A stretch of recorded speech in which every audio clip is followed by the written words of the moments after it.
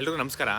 KPSCಯಿಂದ KS ರೀ ಎಕ್ಸಾಮಲ್ಲಿ ಕನ್ನಡ ಒಂದು ಇಂಗ್ಲೀಷಿಂದ ಕನ್ನಡ ಟ್ರಾನ್ಸ್ಲೇಷನ್ನು ಸಾಕಷ್ಟು ಮಿಸ್ಟೇಕ್ ಮಾಡಿದರು. ಅದ್ರ ವಿರುದ್ಧ ಫಸ್ಟ್ ನಾವೇ ಪ್ರತಿಭಟನೆ ಮಾಡಿದ್ದು. ಮತ್ತು ಪ್ರತಿಯೊಂದು ಸಾಹಿತಿಗಳಿರ್ಬೋದು, ಕನ್ನಡ ಪರ ಹೋರಾಟಗಾರರು ಪ್ರತಿಯೊಂದು ಕಡೆನೂ ಹೋಗಿ ಲೆಟ್ರ್ ಹಾಕ್ಸಿ ಮತ್ತು CM ಸರ್ಗೆ ಭೇಟಿ ಮಾಡಿ ಎಲ್ಲ ಕೆಲಸನೂ ಮಾಡಿದ್ವಿ. ಆದರೆ ನಾವು ಸರ್ಕಾರ ಯಾವುದೇ ರೀತಿ ಕನ್ನಡದವ್ರಿಗೆ ಸ್ಪಂದಿಸಿಲ್ಲ. ನಾವು ಕನ್ನಡ ಉಳಿಸಿದ್ರೆ ಮಾತ್ರ ನಾವು ಉಳಿತೀವಿ. ಆದರೆ ಅದೇ ರೀತಿ ನಾವು ಪ್ರಯತ್ನ ಮಾಡಿದ್ವಿ, ಎಲ್ಲ ರೀತಿಯೂ ಮಾಡಿದ್ವಿ, ಪ್ರತಿಭಟನೆ ಮಾಡಿದ್ವಿ ದೊಡ್ಡ ಮಟ್ಟಕ್ಕೆ. ಬಟ್ ಸರ್ಕಾರ ಯಾವುದೇ ರೀತಿ ಇನ್ನೂವರೆಗೂ ನಿರ್ಧಾರ ತೊಗೊಂಡಿಲ್ಲ. ಆದರೆ KPSC ಅವರು ನಿನ್ನೆ ರಿವೈಸ್ಡ್ ಕೀ ಆನ್ಸರ್ ಬಿಟ್ಟಿದ್ದಾರೆ. ಆ ಒಂದು ರಿವೈಸ್ಡ್ ಕೀ ಆನ್ಸಲ್ಲಿ ಬರೀ 5 ಗ್ರೇಸ್ ಮಾರ್ಕ್ಸು ಮತ್ತು ಒಂದು 8 ಕ್ವಶನ್ಸು ಒಂದು ನೀವು revised key answer ಆಗಿಬಿಟ್ಟಿದ್ದೀರಾ.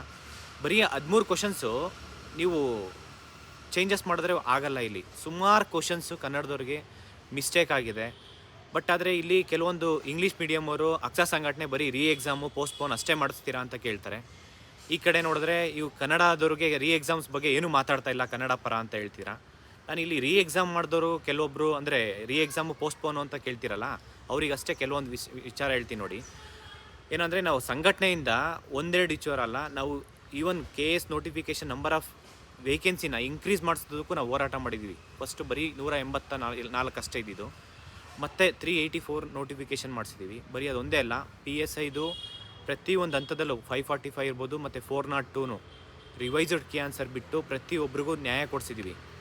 Police ಡಿಪಾರ್ಟ್ಮೆಂಟಲ್ಲಿರ್ಬೋದು, KPTCL ಡಿಪಾರ್ಟ್ಮೆಂಟಲ್ಲಿರ್ಬೋದು, KPSCಯಲ್ಲೇ ಸುಮಾರು 2,000 ಜನದ್ದು 2,500 ಜನ ಸ್ಟೂಡೆಂಟ್ಸ್ದು ರಿಸಲ್ಟ್ಸ್ ಪೆಂಡಿಂಗ್ ಇತ್ತು. ಅಷ್ಟು ಜನದ್ದು ನಾವು ರಿಸಲ್ಟ್ಸ್ ಬಿಡಿಸಿದ್ದೀವಿ. ಮತ್ತು ಲತಾ ಕುಮಾರಿ ಮೇಡಮ್ಮು, ವಿಕಾಸ್ ಕಿಶೋರ್ ಸರ್ದು ಟ್ರಾನ್ಸ್ಫರ್ ಆದಾಗ ಅವ್ರ ಪರವಾಗಿ ನಿಂತ್ಕೊಂಡು ನಾವು KPSC ವಿರುದ್ಧ ಹೋರಾಟ ಮಾಡಿದ್ದೀವಿ. KPSC ಅವರು 2 ಕೋಟಿ ಕೊಟ್ಬಿಟ್ಟು ಟ್ರಾನ್ಸ್ಫರ್ ಮಾಡಿಸ್ತಾರಂತ ಅಂದರೆ ಈ KPSC KS ಎಕ್ಸಾಮ್ಸ್ ಯಾವ ಲೆಕ್ಕನೂ ಇಲ್ಲ ಅವರಿಗೆ. ಯಾರು ಬೇಕಾದ್ರೂ ಕೊಂಡ್ಕೊತಾರೆ ಇವರು. ವಿಚಾರ ಸ್ಟೂಡೆಂಟ್ಸಿಗೆ ನೀವು ಸುಮ್ಮನೆ ಏನೂ ಗೊತ್ತಿಲ್ಲದಿರ ಏನೇನೋ ಮಾತಾಡ್ಬೋದಷ್ಟೇ. ನಾವೆಲ್ಲ ವಿಚಾರಗಳು ಎಲ್ಲರ ವಿರುದ್ಧನೂ ಪ್ರತಿಯೊಂದು ಹೋರಾಟನೂ ಮಾಡಿದ್ದೀವಿ. KPTCL ಎಷ್ಟು 2-3 ಸಾವಿರ ಸ್ಟೂಡೆಂಟ್ಸು ರಿಸಲ್ಟ್ಸ್ ಬಿಡೋದಿತ್ತು. KPTCLದು JE ಮತ್ತು AEದು AEE ಎಲ್ಲ ವಿಚಾರನೂ ನಾವು ಎಲ್ಲ ರಿಸಲ್ಟ್ಸ್ ಬಿಡಿಸ್ಕೊಟ್ಟಿದ್ದೀವಿ. ಅದ್ರ ಮುಂದೆ ಸುಮಾರು 10-15 ಸತಿ ಪ್ರತಿಭಟನೆ ಮಾಡಿದ್ವಿ KPTCL ಮುಂದೆ. ಅದಾದಮೇಲೆ KPCL ಎಷ್ಟು ಸತಿ, 100 ಸತಿ ಹೋಗಿದ್ದೀವಿ ಆ ಒಂದು ಸಮಸ್ಯೆನ ಬಗೆಹರಿಸೋದಕ್ಕೆ. PU ಬೋರ್ಡ್ ಇರ್ಬೋದು, ಡಿಪ್ಲೊಮಾ ಬೋರ್ಡ್ ಇರ್ಬೋದು, ಅವ್ರ ಸಮಸ್ಯೆನೂ ಬಗೆಹರಿಸಿದ್ದೀವಿ. ಬರೀ ಅದೊಂದೇ ಅಂತಲ್ಲ, ಒಂದು PCಯಿಂದ ಒಂದು ಗೆಜೆಟೆಡ್ ಪ್ರೊಫೆಷನ್ ಗ್ರೂಪ್ Aವರೆಗೂ ಕಂಟಿನ್ಯೂಸ್ ಆಗಿ ನಾವು ಹೋರಾಟ ಮಾಡಿಕೊಂಡು ಅವ್ರ ಸ್ಟೂಡೆಂಟ್ಸ್ ಪರವಾಗಿ ನಾವು ಅವರಿಗೆ ನ್ಯಾಯ ಕೊಡಿಸೋದ್ರಲ್ಲಿ ನಮ್ಮ ಸಂಘಟನೆ ಪ್ರತಿದಿನವೂ ಸ್ಟೂಡೆಂಟ್ಸ್ ಪರವಾಗಿದೆ. ಬರೀ ನಾನು ಒಬ್ಬನಂತಲ್ಲ, ನಮ್ಮ ಸಂಘಟನೆಯಲ್ಲಿರೋ ಎಲ್ಲರೂ ಸ್ಟೂಡೆಂಟ್ಸ್ ಪರವಾಗಿ ಹೋರಾಟ ಮಾಡಿ ಅವರಿಗೆ ನ್ಯಾಯ ಕೊಡಿಸಿದೆ. ಮತ್ತು ಇದು ಒಂದೇ ಕೆಲಸ ಅಲ್ಲ, ಮುಂದೆನೂ ನಾವು ಅವ್ರ ಪರವಾಗಿ ನಿಂತ್ಕೊತೀವಿ. ಬಟ್ ನನ್ನ ಮೇಲೆ ಸುಮಾರು 12 ಕೇಸ್ ಆದರೂ ನನ್ನ ಸ್ಟೂಡೆಂಟ್ಸ್ ಪರವಾಗಿ ಯಾವತ್ತೂ ನಾನು ಹಿಂದೆ ಹೋಗಲಿಲ್ಲ. ಇವತ್ತು ಕೂಡ ನಾವು ಹೋರಾಟ ಮಾಡ್ಕೊಂಬಂದಿದ್ದೀನಿ. ನಾನು ಯಾವತ್ತೂ ದುಡ್ಡಿನ ಆಮಿಷಕ್ಕೆ ಒಳಗಾಗಲಿಲ್ಲ. ಮತ್ತು ನನಗೆ ಹೆಲ್ತ್ ಇಶ್ಯೂಸ್ ಆಲ್ಮೋಸ್ಟ್ ನನ್ನ ಬ್ಯಾಕ್ L5S1 ಇವಾಗಲೂ ಇಶ್ಯೂಸ್ ಇದೆ. ಆದರೂ ನಾನು ವಿತೌಟ್ ಟೇಕಿಂಗ್ ರೆಸ್ಟ್ ನಾನು ಕಂಟಿನ್ಯೂಸ್ ಆಗಿ ವರ್ಕ್ ಮಾಡ್ತಾಯಿದ್ದೀನಿ. ಯಾರಿಗೋಸ್ಕರ? ಸ್ಟೂಡೆಂಟ್ಗೋಸ್ಕರ. ಬಟ್ ಇನ್ನೊಂದು ವಿಚಾರ ಏನಪ್ಪ ಅಂತಂದರೆ, ನೀವು ಇಲ್ಲಿ ಕೇಳ್ಬೋದಷ್ಟೇ, ನೀವು ಇಷ್ಟೆಲ್ಲ ಹೋರಾಟ ಮಾಡಿದ್ದೀವಿ, ಈ ಒಂದು KSಗೂ ಇಷ್ಟೆಲ್ಲ ಹೋರಾಟ ಮಾಡಿದ್ವಿ, KS ರೀ ಎಕ್ಸಾಮ್ಸಲ್ಲಿ ಇಷ್ಟೊಂದು ಕನ್ನಡ ಮಿಸ್ಟೇಕ್ಸ್ ಇತ್ತು. ಆದರೆ ಯಾವುದಾದ್ರೂ ಒಂದು ಕೋಚಿಂಗ್ ಇನ್ಸ್ಟಿಟ್ಯೂಟ್ ಅವ್ರು ಬಂದಿದ್ರಾ? ಸುಮಾರು 20-30 ಸತಿ ಒಬ್ಬೊಬ್ರಿಗೆ ಕಾಲ್ ಮಾಡಿದ್ದೀನಿ, ಒಬ್ಬರು ಫೋನ್ ರಿಸೀವ್ ಮಾಡಿಲ್ಲ. ಯಾವುದಾದ್ರೂ ಸಂಘಟನೆಗಳು ಬಂದಿದ್ದಾರಾ? ಇಷ್ಟು ಕ್ವಶನ್ಸ್ ಮಿಸ್ಟೇಕೇ ಇದೆ.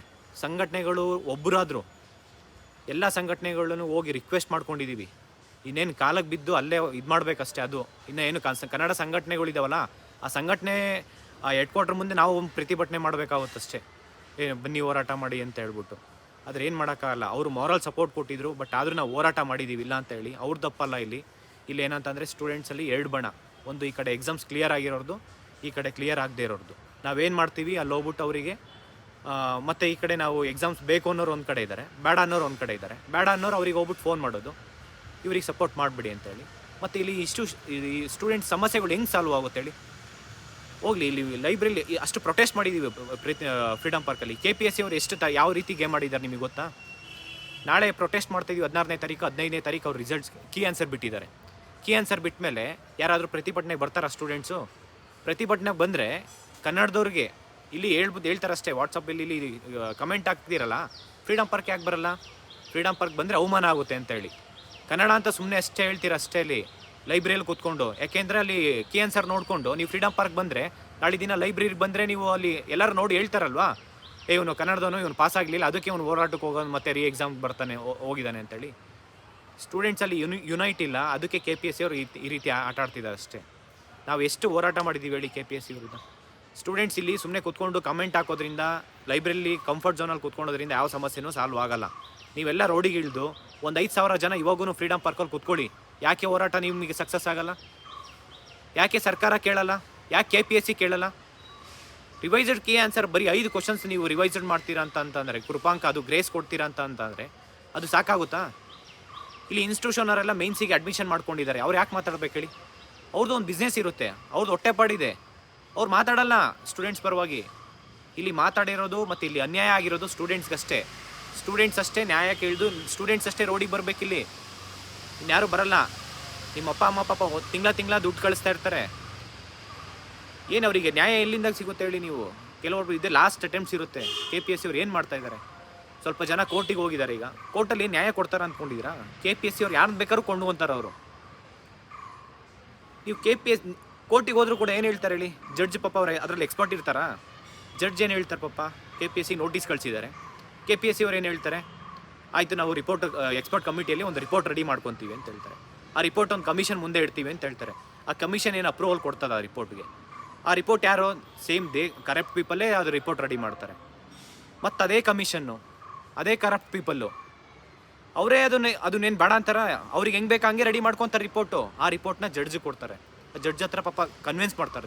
ಜಡ್ಜ್ ಅದರಲ್ಲಿ ಕನ್ನಡದಲ್ಲಿ ಏನೋ ಎಕ್ಸ್ಪರ್ಟ್ ಇರ್ತಾರ ಪಾಪ ಅವರು. ಇದೊಂದೇ ಕೇಸಾ ಜಡ್ಜಿಗೆ? ಈ ಥರದ 1000 ಕೇಸ್ ಇರುತ್ತೆ ಅವರಿಗೆ.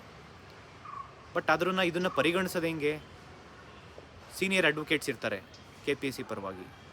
KPSC ಯಾವಾಗ ಬೇಕಾವಾಗ ಸ್ಟೇ ವೇಕೇಟ್ ಮಾಡ್ತಾರೆ, ಅವ್ರು ಎಕ್ಸಾಮ್ಸ್ ಕಂಡಕ್ಟ್ ಮಾಡ್ತಾರೆ. ಇಲ್ಲಿ ಸಫರ್ ಆಗೋದು ಯಾರು? ಸ್ಟೂಡೆಂಟ್ಸು. ನೀವು ಪ್ರತಿಭಟನೆ ರೋಡಿಗೆ ಬರಬೇಡಿ, ಪ್ರತಿಭಟನೆ ಮಾಡಬೇಡಿ, ನೀವು ಮನೇಲಿ ಕೂತ್ಕೊಂಡು ಕೇಸ್ ಹಾಕಿದ ತಕ್ಷಣ ನಿಮಗೆ ನ್ಯಾಯ ಸಿಗುತ್ತೆ ಅಂತ ಅಂದ್ಕೊಂಡಿದ್ದೀರಾ? ಆಯಿತು, ಕೇಸ್ ಎಷ್ಟು ಜನ ಹೋಗಿದ್ದೀರಾ? ಒಂದು 10 ಜನ ಹೋಗಿದ್ದೀರಾ ಅಂದ್ಕೊಳ್ಳಿ. ಕೊನೆಗೆ ಅವರು ಇನ್ನೇನಾದರೂ ಜಡ್ಜ್ ಏನಾದರೂ ಒಪ್ಕೊಂಡು ಏನಾದರೂ ಅವ್ರಿಗೆ ಜಡ್ಜ್ ಏನಾದರೂ ರೀ ಎಕ್ಸಾಮ್ಸ್ಗೆ ಒಪ್ಕೊತಾರಾ? ಇದು ಅಡ್ಮಿನಿಸ್ಟ್ರೇಟಿವ್, ನನಗೆ ಬರಲ್ಲಪ್ಪ, ಸರ್ಕಾರಕ್ಕೆ ಬರುತ್ತೆ, ಸರ್ಕಾರ ಏನು ಡಿಸಿಷನ್ ತೊಗೊಳುತ್ತೋ ಅದೇ ಅಂತ ಹೇಳ್ತಾರೆ. ಜಡ್ಜ್ ಏನು ಕೇಳ್ತಾರೆ ಹೇಳಿ? ಇದು ಎಕ್ಸಿಕ್ಯೂಟಿವ್. ಸರ್ಕಾರ ಕೇಳಿ. ಮತ್ತು ಏನು ಲಾಸ್ಟ್ ಟೈಮ್ ರೀ ಎಕ್ಸಾಮ್ ಮಾಡಿ ಜಡ್ಜ್ ಈ ಸತಿ ರೀ ಎಕ್ಸಾಮ್ ಮಾಡಿ ಅಂತ ಕೇಳೋಕ್ಕಾಗುತ್ತಾ? ಎಷ್ಟು ಮಿಸ್ಟೇಕ್ ಇದೆ, ಒಂದು ರಿಪೋರ್ಟ್ ಕೊಡಿ ಅಂತ ಹೇಳ್ತಾರೆ. ಆ ರಿಪೋರ್ಟಲ್ಲಿ ಎಷ್ಟು ಜನ ನೀವು ಪೆಟಿಷನರ್ ಆಗಿ ಹೋಗಿರ್ತೀರಾ? ಅವರು 1 or 2 ಮಾರ್ಕ್ಸ್ಗೆ ಒಂದು 5-10 ಮಾರ್ಕ್ಸ್ ಡಿಫ್ರೆನ್ಸ್ ಇದೆ, ಒಂದು 5 ಮಾರ್ಕ್ಸ್ ಒಳಗಡೆ ಇದ್ದರೆ ಅವ್ರದ್ದು OMR ಶೀಟ್ಸ್ ತರಿಸ್ಬೋದು. ಫೈನಲಿ ಜಾಸ್ತಿ ಅಂತ ಅಂದರೆ OMR ಶೀಟ್ಸ್ ತೊಗೊಂಬಂದು ಅವ್ನು ಮಾರ್ಕ್ಸ್ ಚೆಕ್ ಮಾಡ್ತಾರೆ, ಎಷ್ಟು ಬಂದಿದೆ ಎಷ್ಟಿಲ್ಲ ಅಂತೇಳಿ. ಅವನಿಗೆ ಬೇಕಾದ್ರೆ ಮೇನ್ಸ್ಗೆ ಅಲೋ ಮಾಡೋದು ಕೊಡ್ಬೋದು ಮ್ಯಾಕ್ಸಿಮಮ್ ಅಂತ ಅಂದರೆ ಕೋರ್ಟ್ ವಿಚಾರದಲ್ಲಿ. ನಾನು ಯಾಕೆ ಹೇಳ್ತಿದ್ದೀನಿ ಅಂತ ಅಂದರೆ, ನನಗೆ ಆಗಿರೋ ಒಂದು ಎಕ್ಸ್ಪೀರಿಯೆನ್ಸಲ್ಲಿ ಮುಂದೆ ಆಗೋವಂತು ಎಕ್ಸ್ಪೆಕ್ಟೇಷನ್ ಹಿಂಗೆ ಆಗ್ಬೋದು ಅಂತ ಹೇಳ್ತಾ ಇದ್ದೀನಿ ಅಷ್ಟೇ. ಇದೇ ಆಗುತ್ತೆ ಅಂತಲೂ ಹೇಳೋಕ್ಕಾಗಲ್ಲ. ಬಟ್ ವಿಚಾರ ಹಿಂಗಿದೆ, ಕೋರ್ಟಲ್ಲಿ ಅಷ್ಟು ಈಸಿಯಾಗಿ ಆಗಲ್ಲ. ಇದೇನಂದರೆ ಮತ್ತೆ ಸ್ಟೂಡೆಂಟ್ಸೇ ಸಫರ್ ಆಗ್ತಾರೆ. 2011 ಬ್ಯಾಚ್ ಏನಾಯಿತು ಅಂತ ಗೊತ್ತಿರಬೇಕು ನಿಮ್ಗೆಲ್ಲರಿಗೂ. ಹೈಕೋರ್ಟಲ್ಲಿ ಎಕ್ಸಾಮ್ಸು ಅದನ್ನು ಕ್ವ್ಯಾಶ್ ಮಾಡ್ತು, ಸುಪ್ರೀಂ ಕೋರ್ಟಲ್ಲಿ ಕ್ವ್ಯಾಶ್ ಮಾಡ್ತು, ಯಾರಿಗೂ ಆರ್ಡರ್ ಕಾಪಿ ಕೊಡಬೇಡಿ ಅಂತ ಹೇಳ್ಬಿಟ್ಟು. ಮತ್ತು ಅಸೆಂಬ್ಲಿಯಲ್ಲಿ ಏನು ಮಾಡಿದ್ರು? ಬಿಲ್ ಪಾಸ್ ಮಾಡ್ಕೊಂಡು ಅಮೆಂಡ್ ಮಾಡ್ಕೊಂಡು ಅವ್ರಿಗೆಲ್ಲರಿಗೂ ಜಾಬ್ ಕೊಟ್ಟಿದ್ದಾರೆ. ಈಗ ಅದ್ರ ಮೇಲೆ ಇನ್ನೂ 100 ವರ್ಷ ಕೇಸ್ ಮಾಡಿ ಅವ್ರು ಅಷ್ಟೊತ್ತಿಗೆ ರಿಟೈರ್ಡ್ ಆಗಿರ್ತಾರೆ. ಸಮಸ್ಯೆ ಹಂಗೆ ಅಷ್ಟು ಈಸಿಯಾಗಿ ಬಗೆಹರಿಯಲ್ಲ ಕೋರ್ಟಲ್ಲಿ. ಸ್ಟೂಡೆಂಟ್ಸ್ ಯಾಕೆ ಅರ್ಥ ಮಾಡ್ಕೊತಾ ಇಲ್ಲ ಅಂತ ಗೊತ್ತಾಗ್ತಾ ಇಲ್ಲ. ದಯವಿಟ್ಟು ನಾನು ಈಗಲೂ ಹೇಳ್ತಾ ಇದ್ದೀನಿ ಸರ್ಕಾರಕ್ಕೆ ಮತ್ತು KPSCಗೆ, ಇನ್ನೂ ಒಂದು ಚಾನ್ಸ್ ಇದೆ. ಸ್ಟೂಡೆಂಟ್ಸ್ಗೆ ಕನ್ನಡದವ್ರಿಗೆ, ಪ್ಯೂರ್ಲಿ ಕನ್ನಡದವ್ರಿಗೆ ನ್ಯಾಯ ಕೊಡಿಸ್ಬೇಕಂತಂದರೆ 1:15 ತೊಗೊಂಡು ಆ ರೇಷಿಯೋ ತೊಗೊಂಡು ಮಿಕ್ದವ್ರಿಗೆ ಯಾರೆಲ್ಲ ಮೇಯ್ನ್ಸ್ ಬರೀತಾರೆ ಕನ್ನಡದಲ್ಲಿ ಮೇಯ್ನ್ಸ್ ಬರೆಯೋ ಅಂಥವ್ರಿಗೆ ಅಷ್ಟು ಜನಕ್ಕೆ ಎಕ್ಸಾಮ್ಸ್ ಕೊಡಿ. ಎಲ್ಲರಿಗೂ ಕೊಡಬೇಡಿ. ಇಂಗ್ಲೀಷ್ ಮೀಡಿಯಮ್ ಅವ್ರಿಗೆ ಬರೆದಿರೋದು ಕ್ವಶನ್ ಪೇಪರ್ ಕರೆಕ್ಟಾಗೇ ಇದೆ, ಅವ್ರಿಗೆ ಕೊಡಬೇಡಿ. ಕನ್ನಡದಲ್ಲಿ ಯಾರು ಬರೀತಾ ಇದ್ದೀರಲ್ಲ ಅವ್ರಿಗೆ ಅಷ್ಟೇ ಕೊಡಿ ಮೇಯ್ನ್ಸಿಗೆ ಕೊಡೋದಾದರೆ. ಕನ್ನಡ ಇನ್ನೊಂದು ಹೇಳ್ಬೋದು, ನಾನು 10th ತನಕ ಅಷ್ಟೇ ಕನ್ನಡ ಓದಿರೋದು ಅಂತ. ಆಮೇಲೆ ಇಂಗ್ಲೀಷ್ ಮೀಡಿಯಮಲ್ಲೇ ಓದಿ ಅವ್ರು ಎಕ್ಸಾಮ್ ಬರೀತಾ ಇರ್ತಾರೆ. ಸಡನ್ ಅವ್ರು ಇಂಗ್ಲೀಷಿಂದ ಕನ್ನಡ ಬರೆದ್ರೆ ಅವ್ರು ಪಾಸ್ ಆಗಲ್ಲ. ದಯವಿಟ್ಟು ಇದಕ್ಕೆ ಆಲ್ಟರ್ನೇಟಿವ್ ಸೊಲ್ಯೂಷನ್ ಹುಡ್ಕೊಳ್ಳಿ. ಇಲ್ಲ KPSC ಅವರು ನೀವು ಮಾಡಿರೋ ತಪ್ಪನ್ನ ಒಪ್ಕೊಳ್ಳಿ ಅಟ್ಲೀಸ್ಟ್. ಯಾಕೆ ಇಷ್ಟು ಡಿಲೇ ಮಾಡ್ತಿದ್ದೀರಾ? ಇಷ್ಟೆಲ್ಲ ಪ್ರತಿಭಟನೆ ಮಾಡ್ತಿದ್ದೀವಿ, ಇಷ್ಟೆಲ್ಲ ರಿಕ್ವೆಸ್ಟ್ ಮಾಡ್ತಾಯಿದ್ದೀವಿ, ಏನು ಮಾಡಿದ್ರು ನೀವು ಕೇಳ್ತಾ ಇಲ್ಲ ಅಂತ ಅಂದರೆ ನಾವು ಏನು ಮಾಡೋಣ ಹೇಳಿ?